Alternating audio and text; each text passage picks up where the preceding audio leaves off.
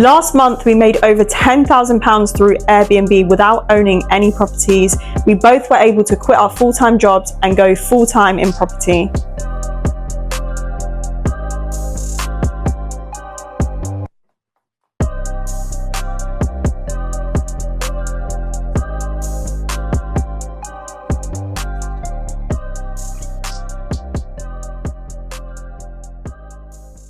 So we get this question quite a lot. How did we meet? So I'm going to let Deanna answer that first and then I'll answer. So we both attended the same property event back in January last year. Yeah.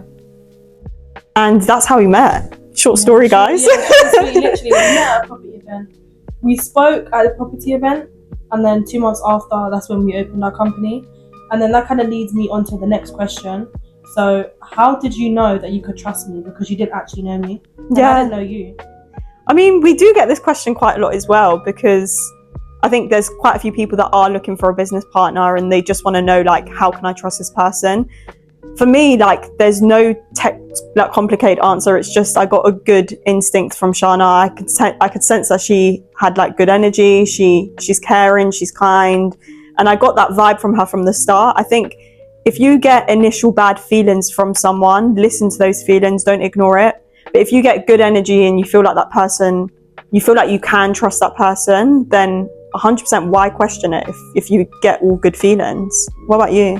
I feel like I've got quite a good, is it judgment of character? Yeah. Yeah, so, yeah, I've got quite a good judgment of character, and kind of what she said about me, like, I knew that it was never going to be, like, no ill intentions. Like, obviously, I knew she was not going to go run off with the money. Like, so I kind of knew that, and I kind of sensed that. But at the time, I wasn't actually looking for a business partner. We kind of it just happened so naturally. Like, we found a property. We was actually going to joint venture on this property. And then we ended up just saying, let's just open a company. Like, it wasn't forced, or it wasn't like there was any, oh, like, should we do it?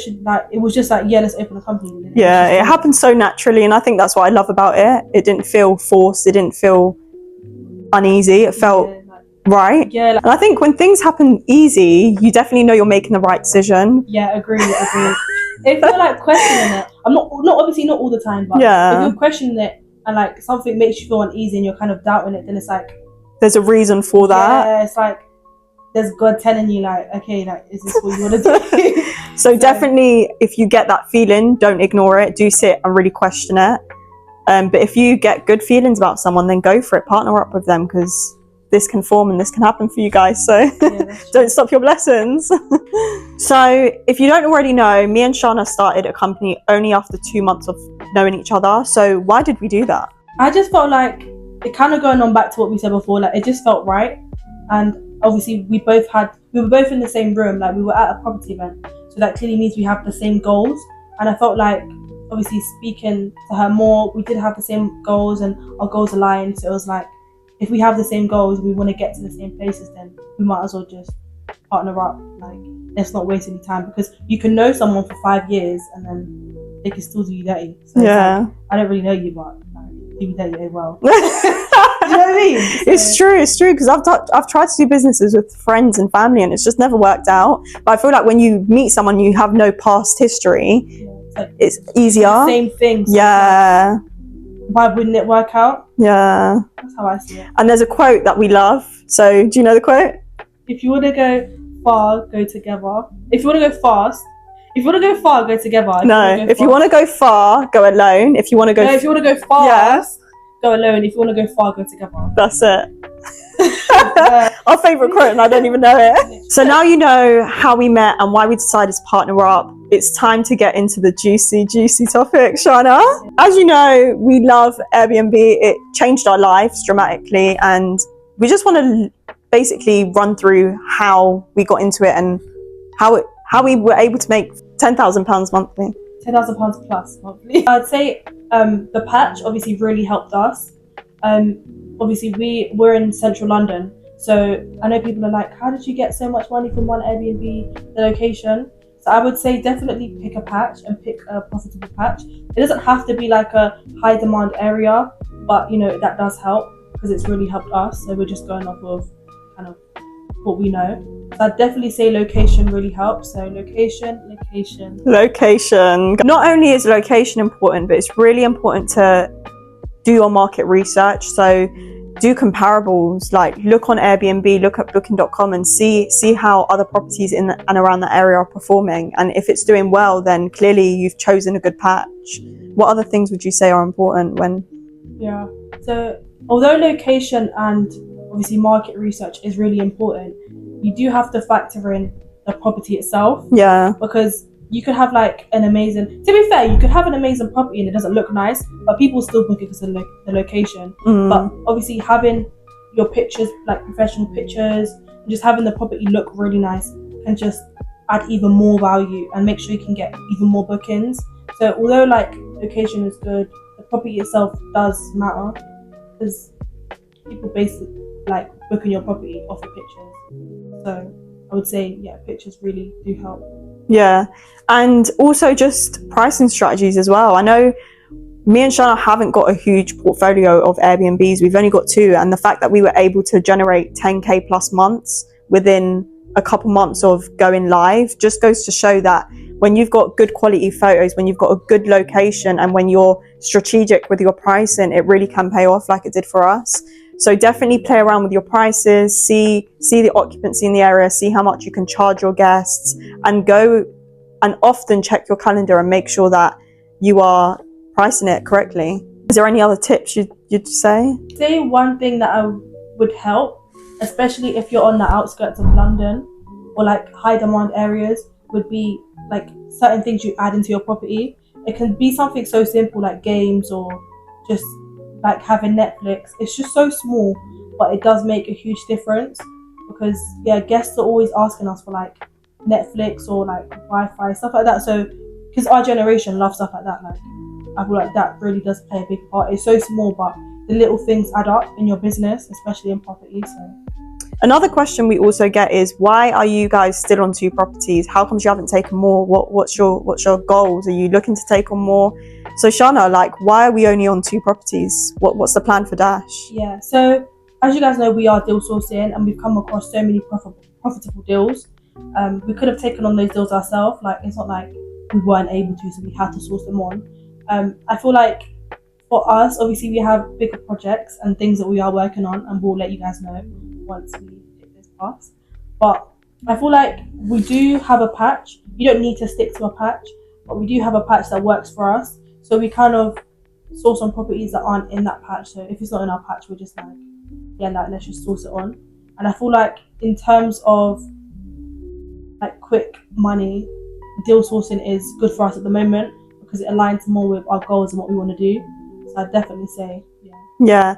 And I'd also add on, both of our goals when starting the business was to replace our salaries and quit our jobs. And the goal initially was to get to 5 because we thought we needed 5 properties to make a lot of money to hit that 10K.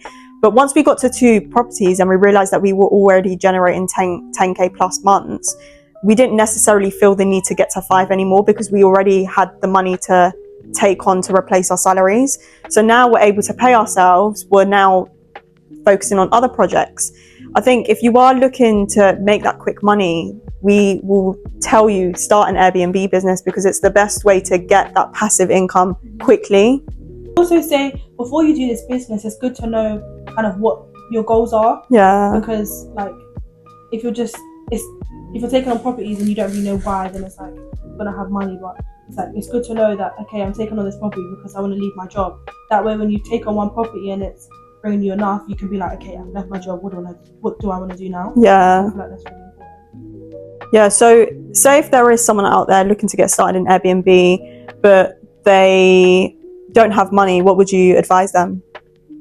I would say either start with deal sourcing or get the knowledge to take on a property so that there are people, because guys, you have to realize there are people out there who will fund your deals. Like, there's JVs, like you can find someone who will literally put in all the money for your property, and then you can literally just, it depends how you want to do it. You can 50-50, or they can pull out all their money first and then you go halves on the profits. But if you don't have money to take on a deal, still find a deal and then network with people who do have money, then they can put the money in, and you know, you can they should just be laughing to the bank. They haven't even put any money into a deal. So I definitely say you think outside the box. Don't just think, okay, like let me just save up this money and I'll come back to it in a few months. No, you can do it now, but just think of ways. I'd say. No, yeah, 100%. So definitely get clear on your goals, get clear on why you even want to start your Airbnb business, and look for opportunities out there. So network, like we met at a networking event. You never know who you can meet at these events. Like you could meet someone who has money if you're in a position where you don't have money, and that will get the ball rolling for you. So put yourself out there. I know it can feel scary, and there's you may have loads of fears that are holding you back, but you've got nothing to lose and everything to gain. I think that's what we live by. Another question we get is, what are the platforms that you can use to find landlords and agents? So, as you guys know, or if you haven't, go watch our other YouTube video, our first one. But we actually got our first property from OpenRent. But there are other platforms that you can use. Another one of my favorite is Gumtree. So Gumtree is like a hit or miss. You can find loads of good landlords on there. There's also agents on there as well. I would say Gumtree can be tedious, but it's definitely worth it. We sold a property deal that came from Gumtree, and the lady was so sweet. So She's so lovely. I love some Gumtree people. yeah, some Gumtree people are so lovely, and you can really find gems on there. So definitely Gumtree. Yeah, utilize it. Don't. Yeah. Any other platforms you'd recommend? Facebook Marketplace. It's not one I necessarily love, but it's still a good platform to find landlords. So I definitely say look on there, because I know quite a few people have had success on there as well. I actually have a question for you, Diana, because it's a question that we get asked quite a lot. So, agents. How do you get properties from agents if their requirements are so high and if you're new? Yeah, I mean, there are big agents out there, but there's also small agents who don't necessarily need a strong reference in from you. So what we like to do is walk into agents and meet these agents face to face, because we prefer and feel like you can build a better connection that way with people as well.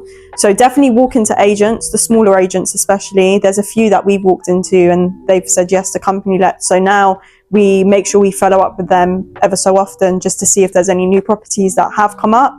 The benefits of going with agents is they've got loads of properties that come up so often. So as long as you follow up and you ask them to send you over properties whenever they come through, all you really need to do is do the numbers, and that's it.